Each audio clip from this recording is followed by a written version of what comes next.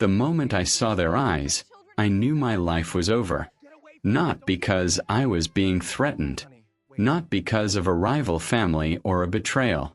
Because those eyes were mine, staring back at me from the faces of two little girls I'd never known existed. My hand tightened on the door handle, knuckles white against black leather. Through tinted glass, the world outside should have been noise. Traffic, pedestrians, the kind of chaos I'd learned to ignore. But there, kneeling on cold pavement like she was begging the city for mercy, was Angela Perez.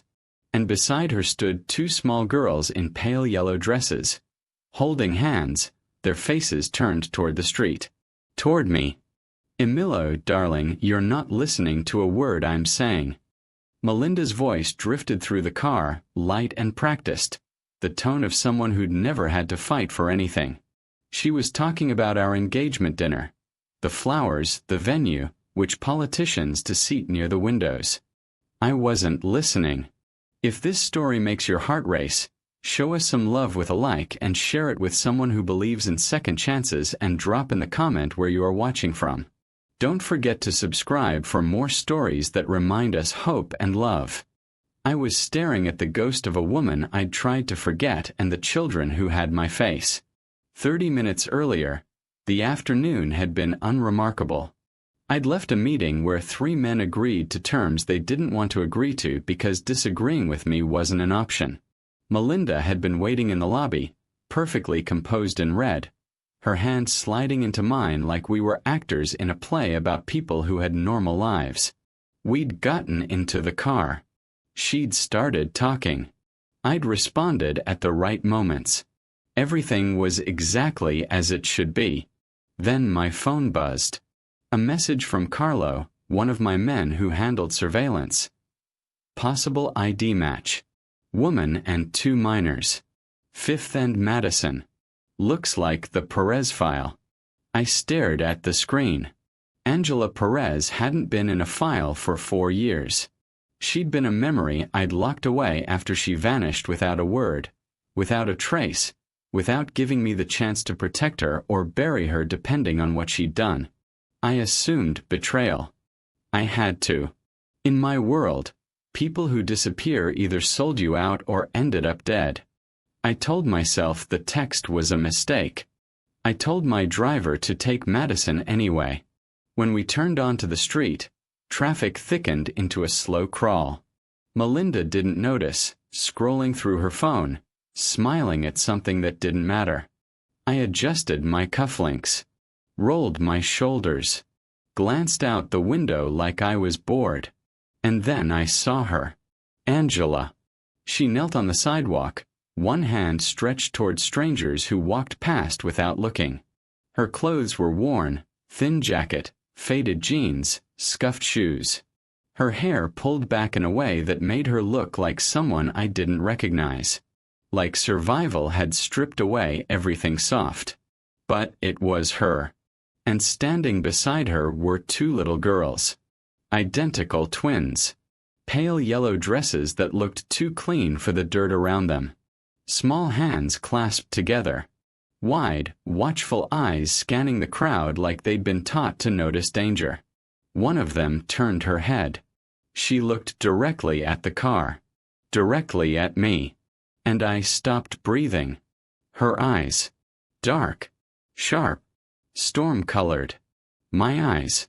The same eyes that had stared back at me every morning for 33 years. The same eyes my father had. The same eyes that made people look away when I asked them questions they didn't want to answer. The second twin turned too. Both of them staring now. No fear. No confusion. Just recognition. Like some deep, buried part of them already knew. Why are we stopped? Melinda's voice cut through the silence, sharper now, impatient. I didn't answer. I couldn't. Angela's head lifted. She scanned the street the way she used to when we were together. Alert, cautious, always watching for the threat before it arrived. Then her gaze found the car. Found the tinted window. Found me behind it. The blood drained from her face. Her lips parted like she wanted to scream, but no sound came out. Her hands flew to the twins, pulling them closer, instinctively shielding them from something she couldn't see but knew was there. From me. For 4 years, I'd imagined what I'd say if I ever saw her again. The questions I'd demand answers to. The cold, controlled fury I'd let loose. But sitting there, watching her kneel in the dirt with 2 children who had my eyes, my face, my blood, I had nothing. Melinda shifted beside me. I felt her gaze move from her phone to the window. Felt the exact moment she started piecing it together. Emilio. Her voice came slower now, quieter, like she was handling something fragile. Why do those little girls look like you? The twins were still staring. Angela was shaking her head, tears streaming down her face, her hands trembling as she tried to pull them back, tried to make them invisible. But it was too late for invisible. One of the twins stepped forward. Small. Fearless. Her voice carried over the noise of the street, clear and devastating. Mama. Is that our daddy? The words hit like a gunshot. Melinda went completely still beside me. I felt her breath catch. Felt the air between us turn to ice. Angela's face crumpled. She pulled both girls into her arms, burying their faces against her shoulders, shaking her head over and over like she could undo the question, rewind the moment, make it so this never happened. But the damage was done. Melinda heard it. The twins had said it. And Angela, the woman I thought had betrayed me, the woman I'd buried in the coldest part of my memory, was kneeling in front of me with proof that I'd been wrong about everything. The second twin pulled free from Angela's grip. She tilted her head, studying me through the tinted glass like she could see straight through it. Then she smiled. Not the smile of a child who was scared. The smile of a child who'd just found something she'd been looking for. And in that moment I realized there was no walking away from this. Not anymore. 4 years earlier. Angela remembers the exact moment she realized loving Emilio Greco would cost her everything. There in his apartment, the one he kept separate from the business, the one with the windows that overlooked the city but no cameras, no guards posted outside the door. He's making her laugh, actually laugh, telling her about a negotiation that went wrong because someone mispronounced his name. His shirt sleeves are rolled up. There's no blood on his hands. For 30 minutes, he's just a man. And she's just a woman who loves him. That's when she hears it. Voices in the hallway. Low. Urgent. Emilio doesn't notice. He's pouring wine, his back turned. But Angela does. She moves toward the door, barefoot, silent, presses her ear to the wood. Future heirs become a liability. You understand what that means. The voice is unfamiliar, cold, clinical. Anyone close to Greco is leverage. A wife, children. Doesn't matter. They'll use them to control him or kill him. Probably both. Another voice responds, younger, uncertain. So what do? We make sure there are no heirs. No one close enough to matter. It's cleaner that way. Angela's hand flies to her stomach. She doesn't know yet. Not for certain. But her period is 3 weeks late, and she's been nauseous every morning for the past 5 days, and the way her body feels, heavy, different, alive in a way it wasn't before, tells her everything she needs to know.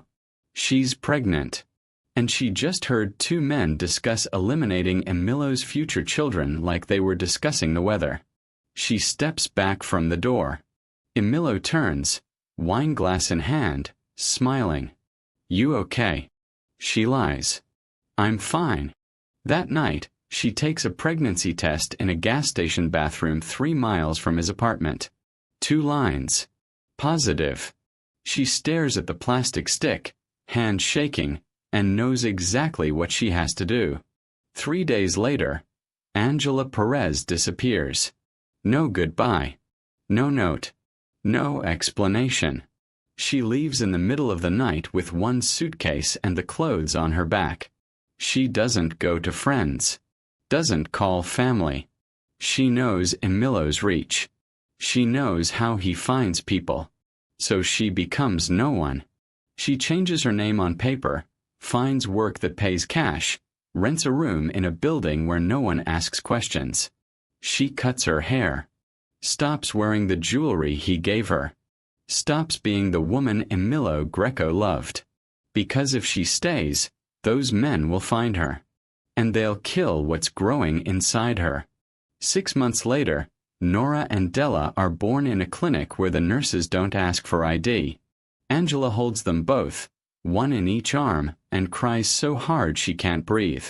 They have his eyes. Dark. Sharp. Storm-colored.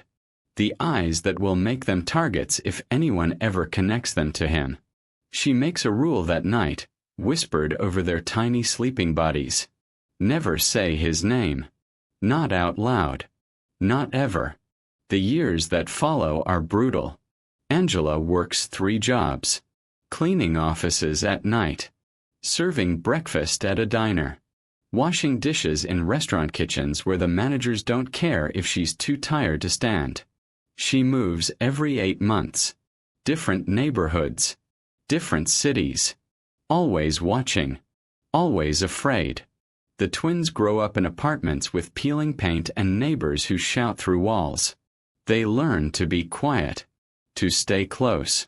To recognize when Mama's shoulders go tense and it's time to pack. They ask about their father once. Nora, age 3, staring at a man across the street. Do we have a daddy? Angela's throat closes. She kneels down, smooths Nora's hair, and says what she's practiced saying. Your daddy loved you very much. But he can't be here. Della, always braver, always sharper, asks the question that breaks her. Why not? Angela doesn't have an answer that won't scare them. So she says, because sometimes love means letting go. For years after she disappears, Angela's luck runs out. She's working a cleaning job in an office building downtown. It's steady work. The kind that almost feels safe. Then 2 men show up. They don't look like building security. They look like Emilo's world. Sharp suits. Cold eyes. The kind of men who ask polite questions that aren't really questions. You've been here a while, one of them says, leaning against her cart. You know the people who work here? Angela keeps her head down. I clean. That's all. We're looking for someone. He slides a photo across the desk. She doesn't look at it. She knows better. Haven't seen anyone, she says. The second man steps closer. His voice drops. You sure? Because it'd be worth your time to remember. That's when Angela knows. They're not here for information about tenants. They're here for her. She quits the next day. But quitting doesn't erase her face from their memory. Within a week, she's blacklisted. No one will hire her. Not officially. Not safely. She tries 3 more jobs. Each one ends the same way. Quiet questions, unfamiliar faces, the feeling of being hunted. By the end of the month, Angela is kneeling on a sidewalk with a cardboard sign and her 2 daughters beside her. She had run out of places to hide.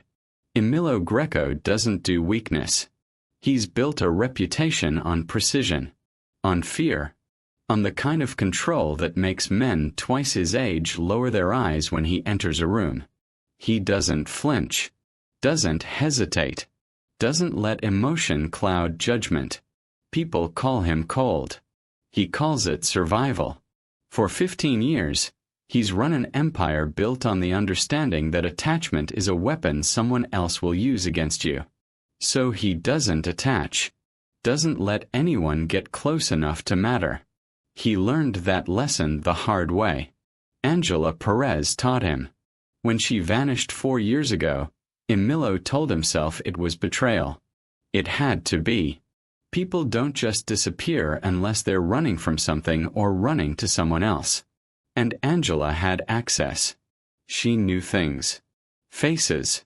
Locations. Schedules. She could have sold him out. She could have traded his secrets for protection from a rival family. That's what he told himself. That's what hardened the last soft part of him into something cold and immovable. He stopped looking for her after 6 months. Stopped saying her name. Buried her memory in the same place he buried everyone who'd ever betrayed him. And he moved on. Until 30 seconds ago. Now, sitting in the back of the car, staring through tinted glass at 2 little girls in yellow dresses. Girls with his eyes. Emilo's entire carefully constructed narrative is collapsing. Because if Angela had betrayed him, she wouldn't be kneeling on a sidewalk begging strangers for change. If she'd sold him out, she'd be protected. Hidden. Comfortable. She wouldn't look like someone who'd spent 4 years running on nothing but fear. And she sure as hell wouldn't have his children standing beside her. His jaw clenches. His breathing slows. He's aware of Melinda beside him, still scrolling through her phone, still talking about floral arrangements or guest lists or something that doesn't matter anymore. He's aware of the twins staring at the car like they can see straight through the glass. He's aware of Angela's face. Pale, terrified, broken. But most of all, he's aware of the fact that for the first time in 15 years, he doesn't know what the next move is. That terrifies him more than any rival ever has. Emilio.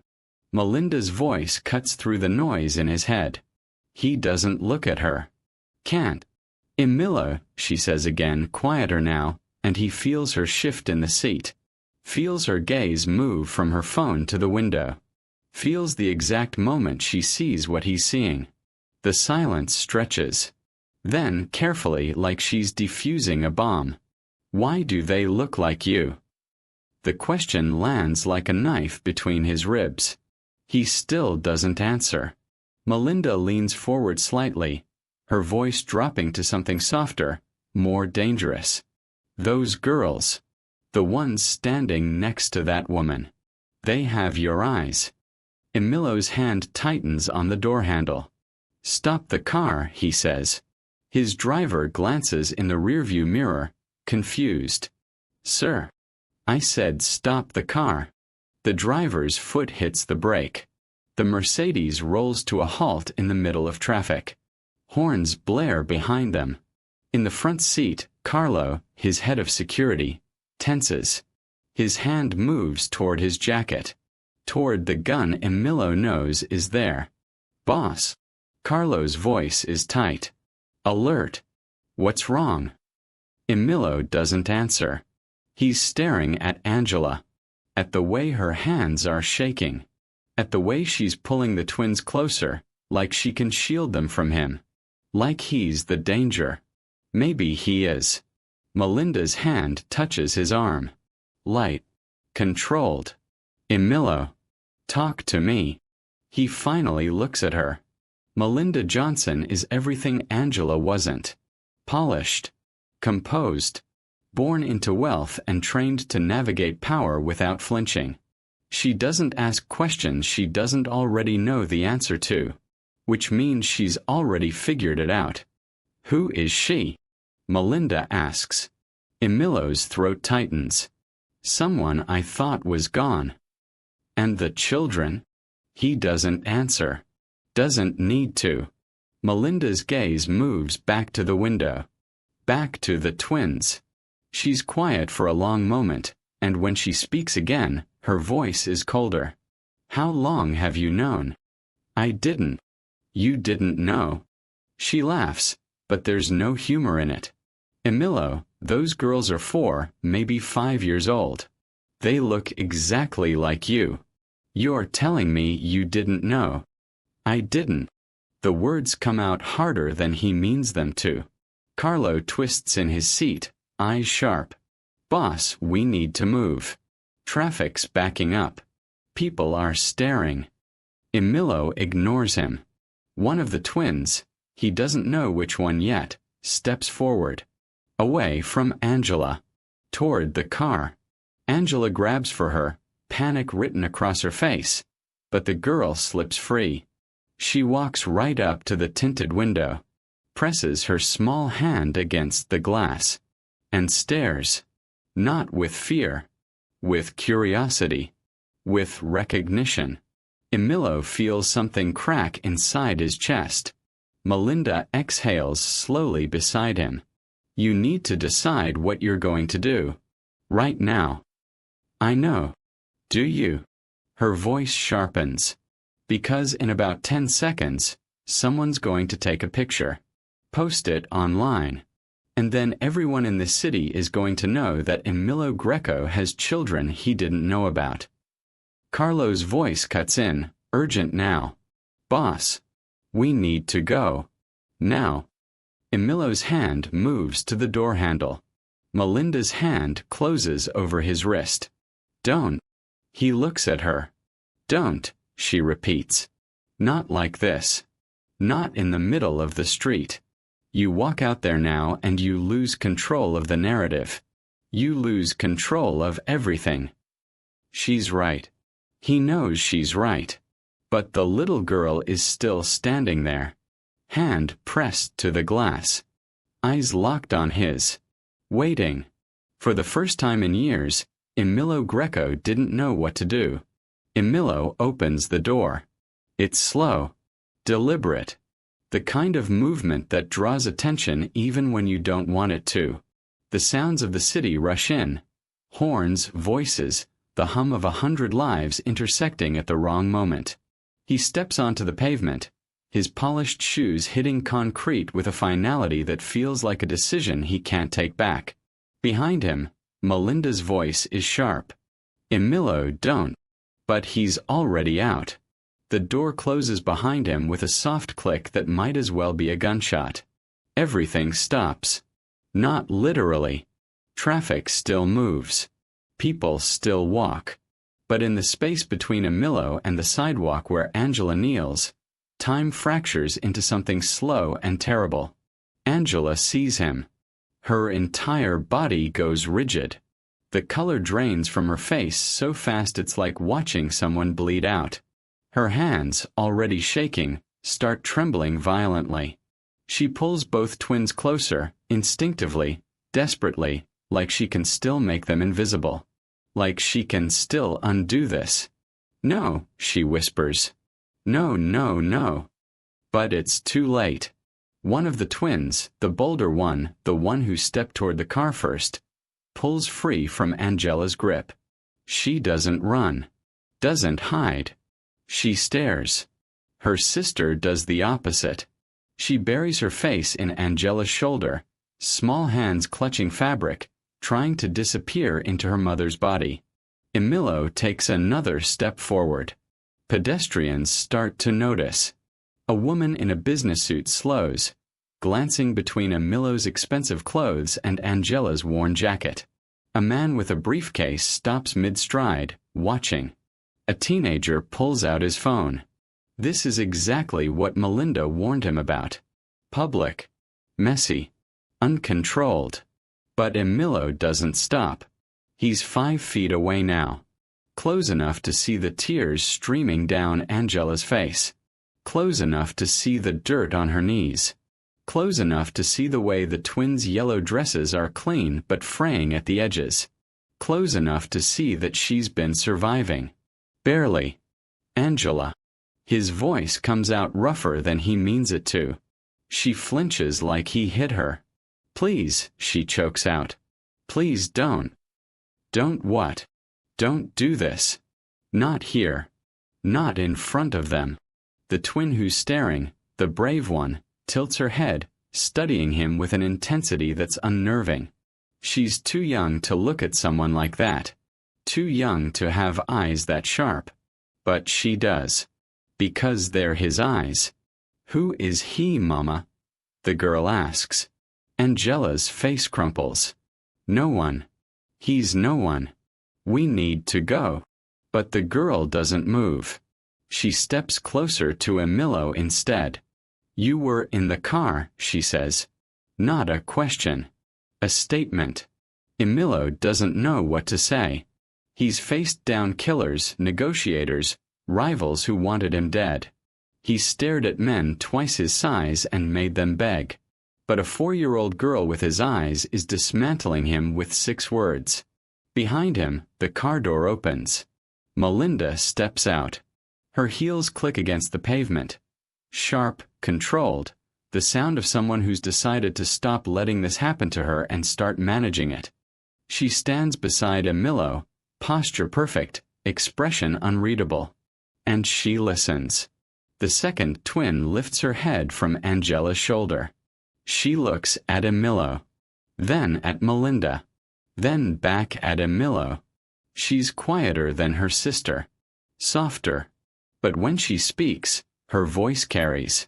Mama, is that our daddy? The question detonates. Angela's hands fly to her mouth. A sob rips out of her. Raw, broken, the sound of someone who's been holding it together for 4 years and finally can't anymore. I'm sorry, she gasps. I'm so sorry. I couldn't. Melinda goes completely still beside Emilio. He feels her shift. Feels the exact moment she stops being his fiancée and starts being a woman evaluating an exit. The pedestrians are staring now. More phones are out. Someone's recording. The brave twin steps forward again, close enough to touch Emilio's hand. She doesn't touch him. Just looks up. Are you? She asks simply. Emilio's throat closes. Every instinct he has screams at him to deny it. To walk away. To control the narrative before it controls him. But he can't. Because the truth is written all over their faces. In the shape of their eyes. The set of their jaws. The way they stand. One fearless, one cautious. Like 2 halves of him split into fragile breathing pieces. Yes, he hears himself say. The word comes out quiet. Broken. But it's out. Angela collapses. Not physically, she's still kneeling, but emotionally. Her shoulders shake. Tears pour down her face. She's trying to speak, trying to explain, but nothing coherent comes out. Just grief. And fear. And 4 years of silence finally breaking. Melinda exhales slowly beside him. Well, she says, voice tight and controlled. That's that then. The twins don't cry. The brave one just nods, like this confirms something she already knew. The quiet one reaches for her sister's hand. And Emilio Greco, who doesn't do weakness, who doesn't let emotion touch him, stands in the middle of a crowded sidewalk with a dozen strangers watching and realizes he just destroyed his life with a single word. But it was the only word that mattered. From that moment on, there was no walking away. In Emilio's world, information travels faster than bullets. By nightfall, 3 rival families know about the twins. By midnight, 5 more. It doesn't matter that Emilio tried to contain it. Doesn't matter that he had Carlo pull every phone, every recording, every witness statement from the scene. Someone always talks. Someone always sells. And in the underworld, a weakness like this, a mafia boss with secret children and a desperate ex-lover, is worth more than gold. It's worth leverage. Across the city, in a restaurant that doesn't appear on any map, 4 men sit in a private room discussing opportunity. Greco has children, one of them says, swirling whiskey in a crystal glass. Twin girls. Maybe 4, 5 years old. Another leans back, smiling. And the mother. Nobody. A cleaning woman. Been off the grid for years. No protection. No security. She's vulnerable. How vulnerable? The first man slides a folder across the table. Inside, blurred photos from the street. Angela kneeling. The twins in yellow dresses. Emilio standing in the middle of it all, caught in a moment he can't take back. Vulnerable enough, the man says. She's staying in a building on the east side. No cameras. No guards. One exit. The third man, older, speaks for the first time. His voice is quiet, cold. And if we take them? Then Emilio Greco negotiates on our terms. They all smile. 2 hours after the street confrontation, Melinda sits across from Emilio in his penthouse. She hasn't yelled, hasn't cried, hasn't thrown anything. That's what makes it worse. She's perfectly composed, legs crossed, hands folded, the same calm she uses when closing business deals. I need you to be honest with me, she says. Emilio doesn't answer. Did you know? No. Not even a suspicion. No. Melinda studies him. Not with anger. With assessment. Like she's deciding whether he's an asset or a liability. What are you going to do? She asks. Protect them. From what? From who? Her voice sharpens, just slightly. Emilio, you just confirmed in front of a dozen witnesses that you have children. Children no one knew about. Do you understand what that means? I know what it means. Do you? She leans forward. Because I don't think you do. Every enemy you've ever made now knows exactly how to hurt you. And they won't come for you. They'll come for them. Emilio's jaw tightens. Melinda stands. Smooths her dress. I'm not leaving you, she says quietly. But you need to decide what kind of man you're going to be. The kind who hides them and hopes no one finds them? Or the kind who brings them into your world and gives them real protection? They don't belong in my world. They're already in it. Melinda's voice is firm. Final. The second you stepped out of that car, you put them in it. Now you deal with the consequences. She walks toward the door, pauses, looks back. And Emilio, whatever you decide, decide fast. Because your enemies already have. Emilio makes calls. 10 minutes after Melinda leaves, he has 6 men assigned to Angela's building. 2 in the lobby. 2 on the roof. 2 outside her door. He tells Carlo to move them tonight. Somewhere safer. Somewhere guarded. Already on it, boss, Carlo says. Team's en route. Emilio exhales. It feels like control. It's not. Angela knows something is wrong before she sees anything. It's the way the street feels too quiet. The way the man at the corner store watches her for too long. The way someone's been sitting in a parked car across from her building for the past hour, engine off, just waiting. She's spent 4 years learning to recognize danger. And danger is here. Inside her apartment, the twins are asleep. Nora on the couch, Della on the floor, curled together like they always are. They wouldn't sleep in separate rooms even if she had separate rooms to give them. Angela locks the door. Checks the window. The car is still there. A second car pulls up behind it. Her stomach drops. She grabs her phone. Thinks about calling someone, but who? The police. They can't protect her from men like this. Emilio. She doesn't even have his number anymore. She deleted it 4 years ago. Angela moves to the twins, kneels beside them, brushes hair from their faces. I'm sorry, she whispers. I'm so sorry. Outside, a third car arrives. 3 blocks away, Carlo's phone buzzes. He answers. Listens. His face goes pale. Boss, he says, voice tight. We've got a problem. What problem?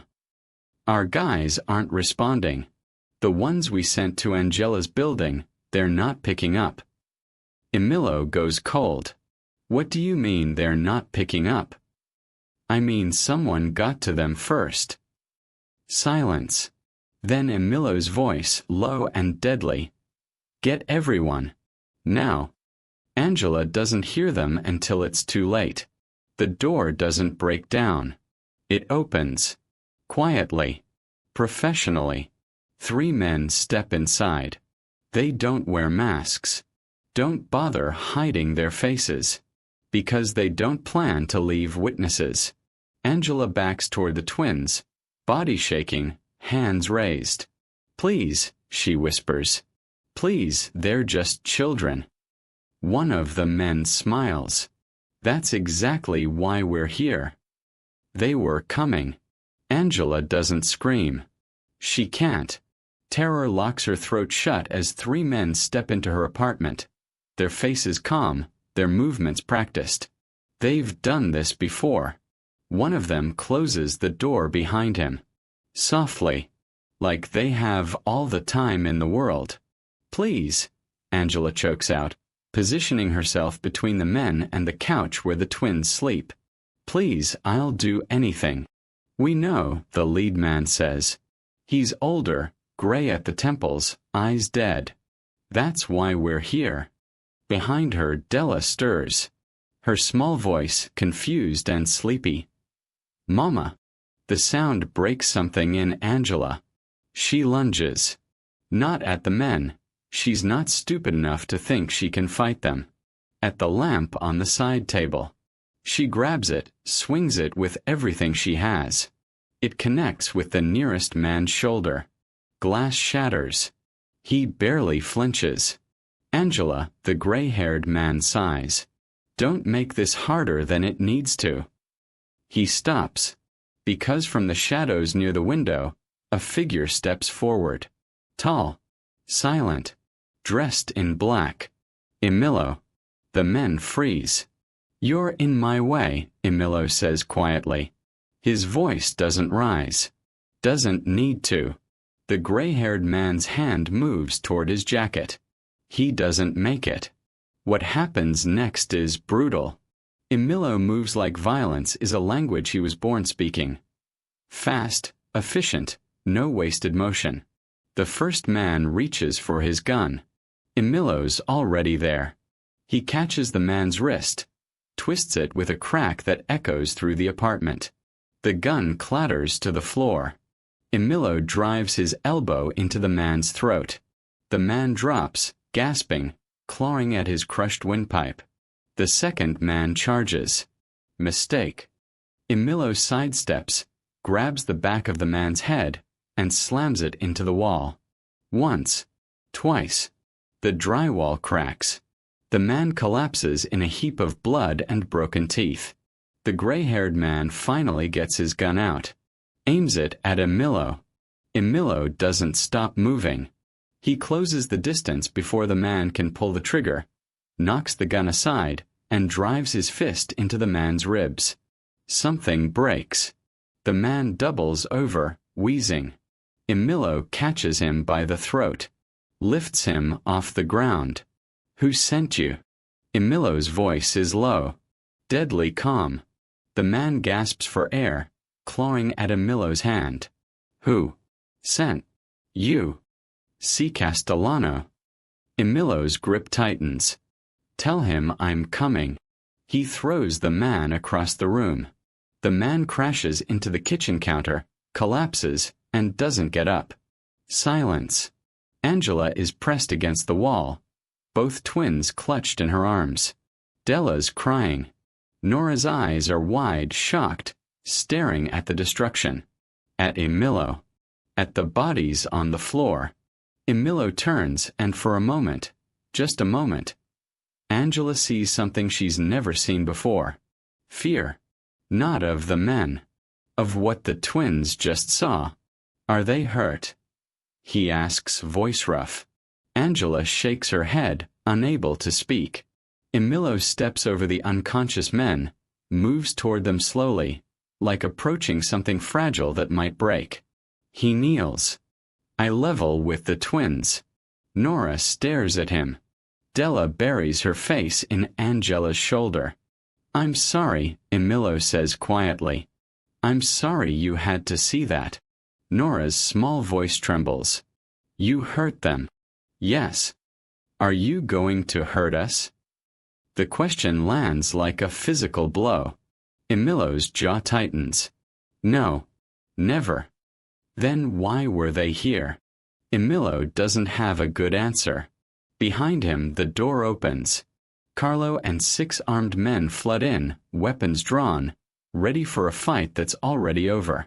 Carlo surveys the scene. 3 men down, blood on the walls, Emilio kneeling in front of the twins. Jesus!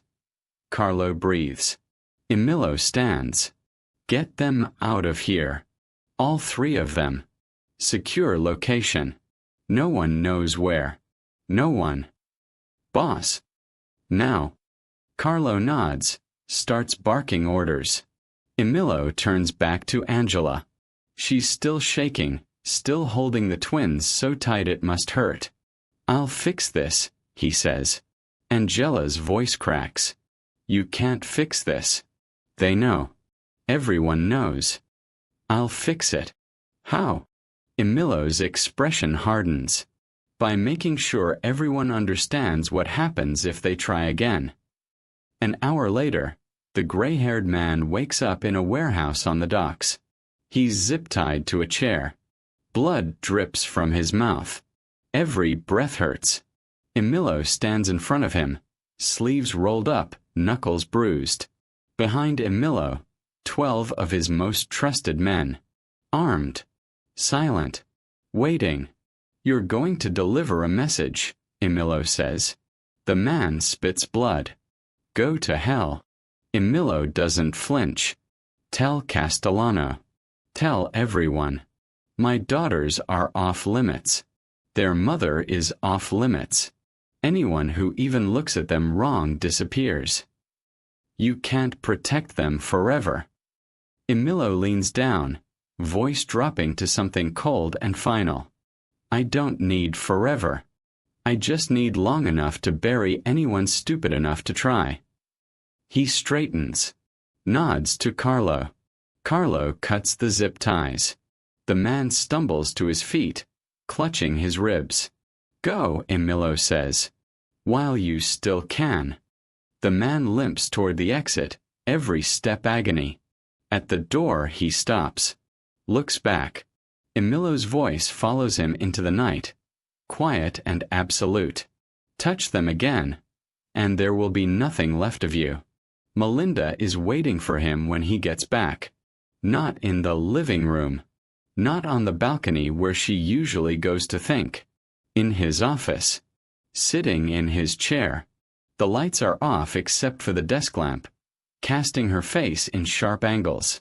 She's still wearing the red dress from earlier. From the engagement dinner they never made it to, from the afternoon that destroyed everything. Her hands are folded on the desk. Calm. Controlled. Emilio closes the door behind him. They're safe, he says before she can ask. Angela and the twins. Secure location. 24-hour protection. Good, Melinda says. Her voice is flat, empty of emotion. Sit down. Melinda. Sit. Down. Emilio doesn't sit in his own office. Ever. He sits. Melinda studies him for a long moment. Takes in the blood on his shirt cuff. The bruised knuckles. The exhaustion carved into his face. How many? She asks. How many what? How many men did you hurt tonight? Emilio's jaw tightens. 3. Kill. No. But you wanted to. It's not a question. Emilio doesn't answer. Melinda leans forward, and for the first time, he sees something flicker in her expression. Not anger. Not fear. Disappointment. I need you to be honest with me, she says. Not as your fiancé. Not as someone who's supposed to smile and stand beside you at events. As someone who deserves the truth. I've been honest. No. Her voice cuts through his. You've been telling me what you think I need to hear. That's not the same thing. Silence. Did you love her? Melinda asks. The question lands harder than Emilio expects. Yes. Do you still? Emilio hesitates. That's answer enough. Melinda nods slowly, like she's confirming something she already knew. And the girls, Nora and Della. Emilo's chest tightens at the sound of their names in her mouth. What about them? Are you going to be their father? Or are you going to hide them away and pretend they don't exist? I'm protecting them. That's not what I asked. Melinda's voice sharpens. Protection is easy for you. You throw money at it. Assign men. Build walls. But that's not being a father, Emilio. That's being a warden. Emilo's hands clench. What do you want me to say? I want you to tell me the truth. Melinda stands, moves around the desk, stops in front of him. I want you to tell me if you're going to keep living like this. Like violence is the only language you speak. Like power is the only thing that matters. Power is what keeps them safe. Power is what put them in danger. Her voice finally breaks through the control. Not loud, but sharp, cutting. If you weren't Emilio Greco, if you weren't feared and ruthless and untouchable, those men wouldn't have come for them. Your world put them in danger. And now you're using your world to protect them from the danger you created. The words hit like bullets. Emilio says nothing. Because she's right. Melinda exhales slowly, reining herself back in. When she speaks again, her voice is steady. Final. You need to decide what kind of man you are. She pauses. Not tomorrow. Not after you've dealt with Castellano or whoever else is coming for you. Now. What are you asking me? I'm asking if you're going to be the man who rules through fear and violence and teaches those little girls that power is all that matters. She steps closer. Or if you're going to be the man who shows them something different.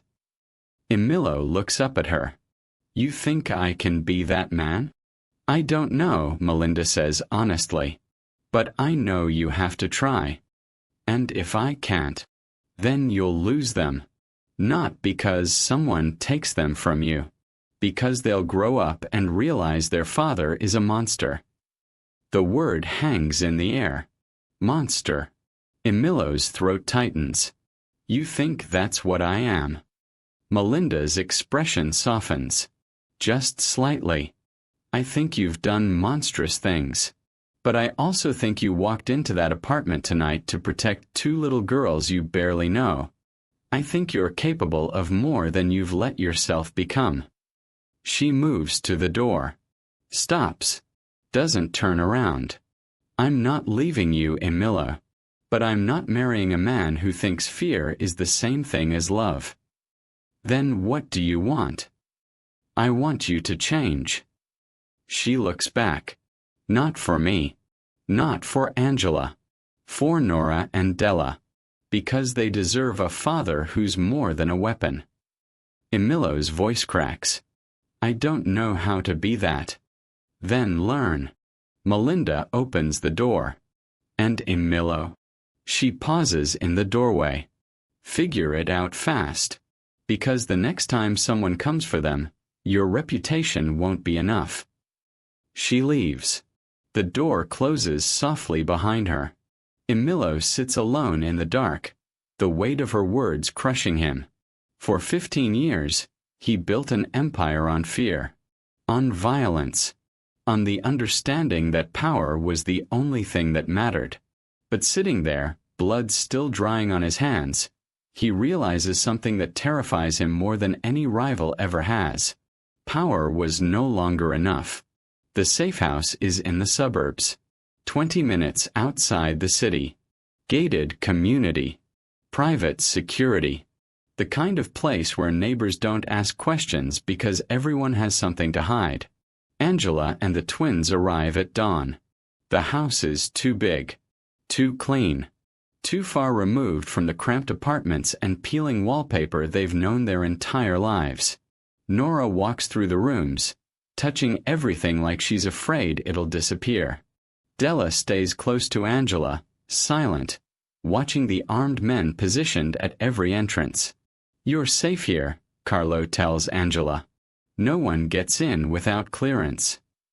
Angela nods. Doesn't feel safe. Hasn't felt safe in 4 years. Probably never will again.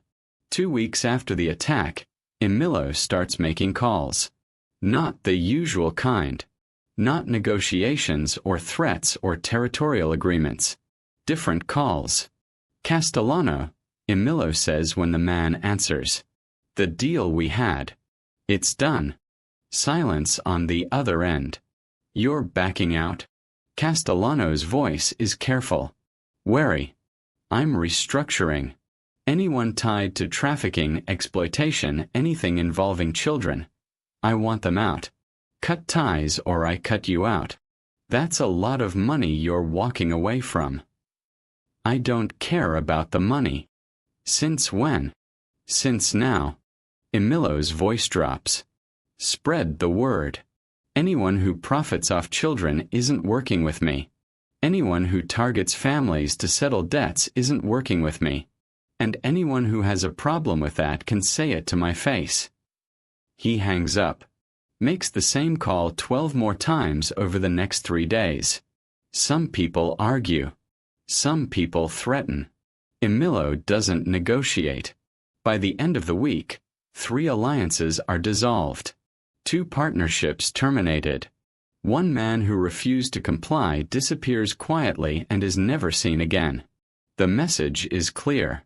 Emilio Greco's empire is changing. The first time Emilio visits the safe house, the twins hide. Not from the guards. From him. Nora peers around the corner of the hallway, watching. Della stays completely out of sight. Angela stands in the kitchen, arms crossed, a barrier between him and them. "They're scared," she says. "I know. They saw what you did." Emilio's jaw tightens. "I was protecting them." "I know that. You know that."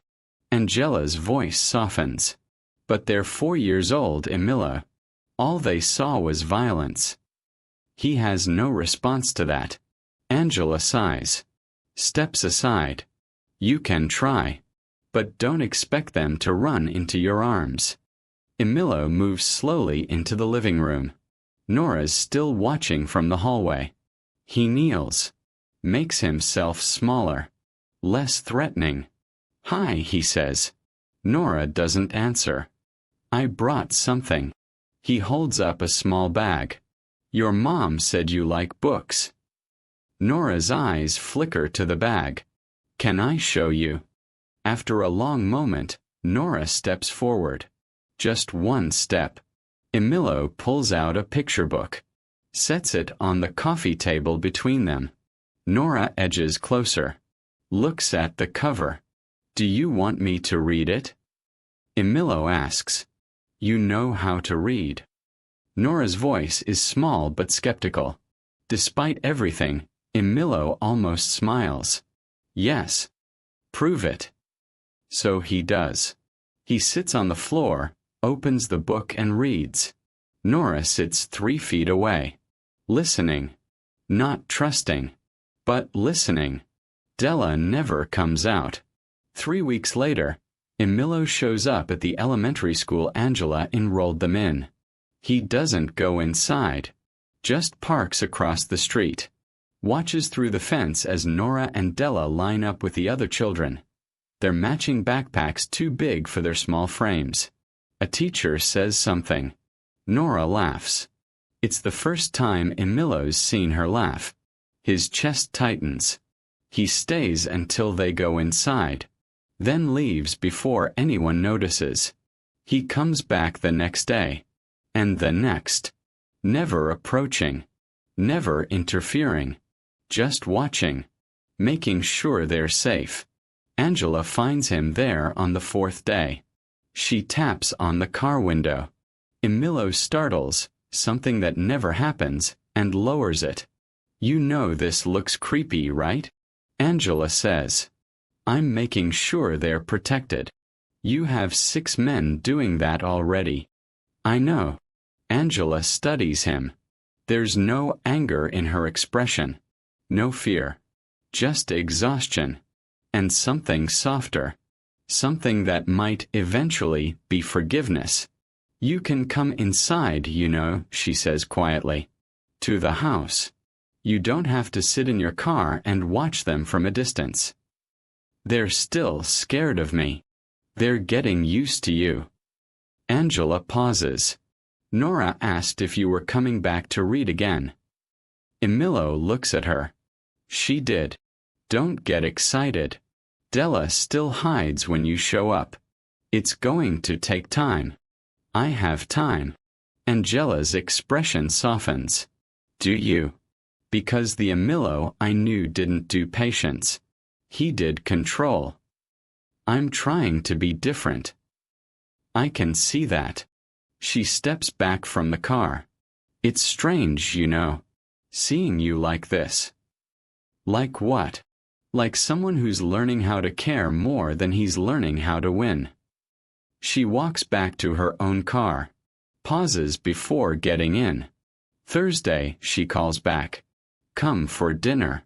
Della needs to see that you're not just the man who hurt people. She needs to see that you're trying.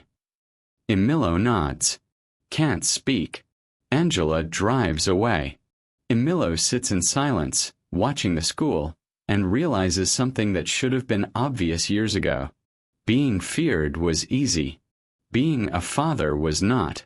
6 months later, Nora and Della sit at the kitchen table doing homework, their heads bent together over worksheets covered in crayon drawings and half-formed letters. That's not how you spell cat, Nora says, pointing at her sister's paper. Is to. Is not. It has a T at the end, not a D. Della scribbles it out.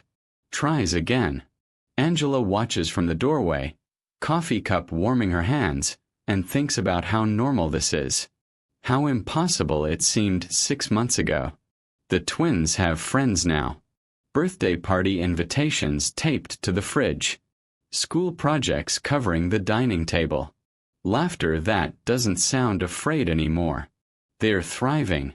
Not perfectly. Not without nightmares. Della still wakes up sometimes, crying about bad men and broken glass. Nora still flinches at loud noises. But they're healing. And that's more than Angela ever thought possible.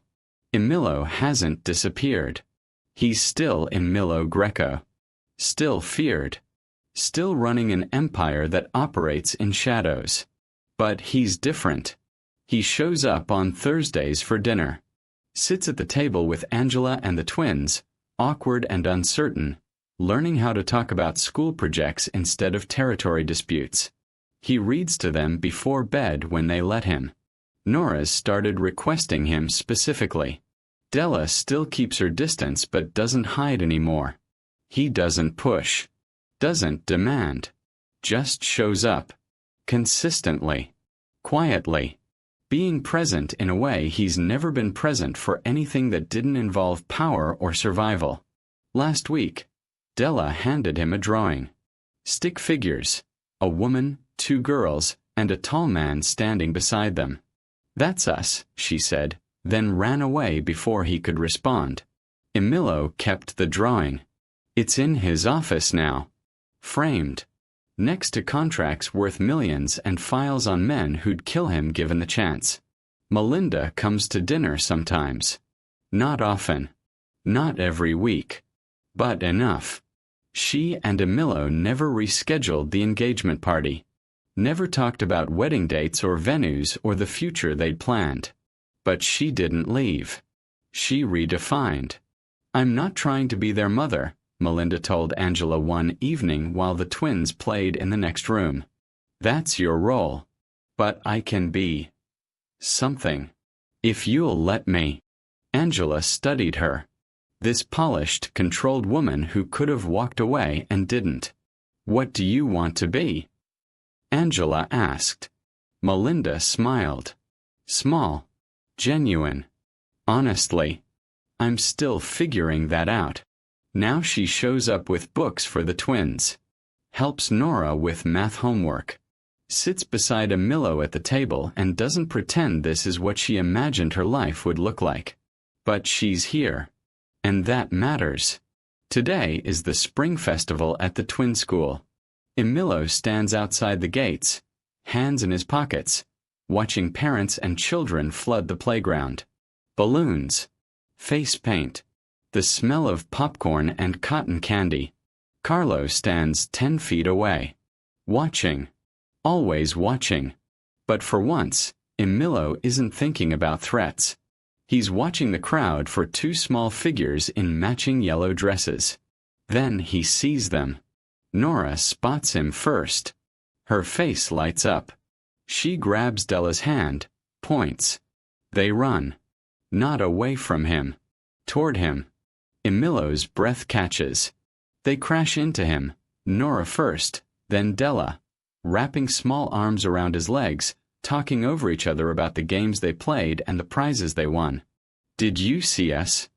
Nora demands. "We were on the big slide." "I saw," Emilio says, voice rough. Della looks up at him.